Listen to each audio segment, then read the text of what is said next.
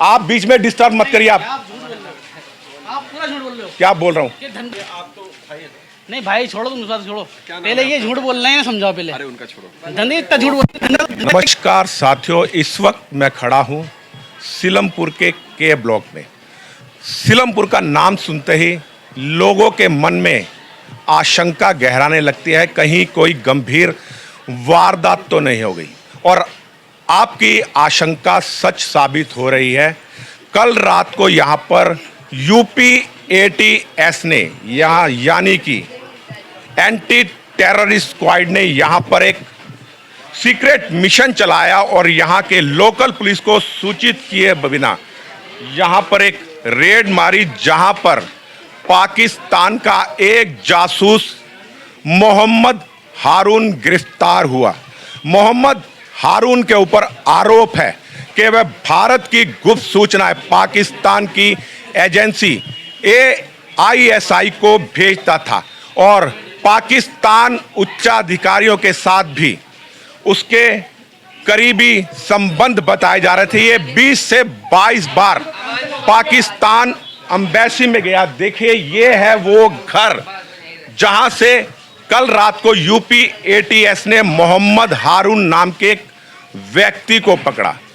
कहने को ये स्क्रैप यानी कबाड़ का धंधा करता था, लेकिन इसका असली धंधा था भारत की गुप्त सूचनाएं पाकिस्तान की गुप्तर एजेंसी ISI को भेजने का।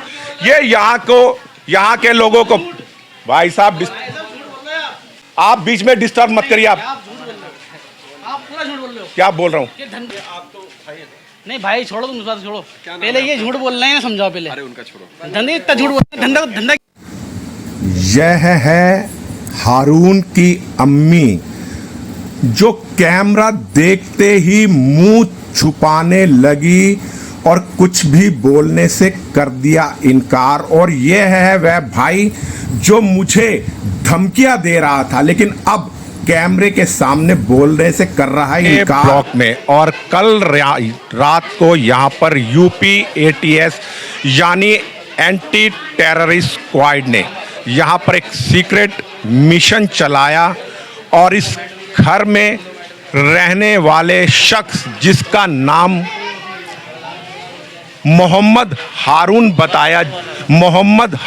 बताया जा रहा है, उसको यहाँ से गिरफ्तार किया गया। मोहम्मद हारून के ऊपर इल्ज़ाम है कि वह भारत की गुप्त सूचनाएं पाकिस्तान की ISI को भेजता था और पाकिस्तान का जो उच्चा आयोग है, यहाँ के उच्चाधिकारियों से भी उसके नज़दीकी संबंध बताए जा रहे हैं। कहने को हारून स्क्रैप का धंधा करता है, यानी कबाड़ का धंधा करता है, लेकिन यूपी ATS ने आरोप लगाया है कि यह व्यक्ति पाकिस्तान के लिए जासूसी करता था और यहाँ के स्थानीय लोगों को वीज़ा, पाकिस्तान का वीज़ा लगवाने का लालच देकर ये उनसे पैसे ऐंठता था और उनको मूर्ख बनाता था। यहाँ पर मौके पर बहुत से लोग हैं, लेकिन कोई भी ऑन द कैमरा बयान नहीं दे रहा है। यूपी ATS ने कल रात मोहम्मद हारून को इसी घर से गिरफ्तार किया और बताया जा रहा है कि मोहम्मद हारून ने 2 निकाह किए थे, जिसमें एक जो लड़की है वो भारत की रहने वाली है, उससे मोहम्मद हारून को 3 औलादें हैं। और इसी मोहम्मद हारून ने पाकिस्तान की एक लड़की से भी निकाह किया है, जहां उसके कोई बच्चा नहीं है। यूपी ATS के मुताबिक ये कम से कम पिछले दिनों 20 से 22 बार पाकिस्तान उच्चा आयोग गया और भारत की गुप्त सूचनाएं पाकिस्तान के उच्चाधिकारियों को इसने सूचना दी।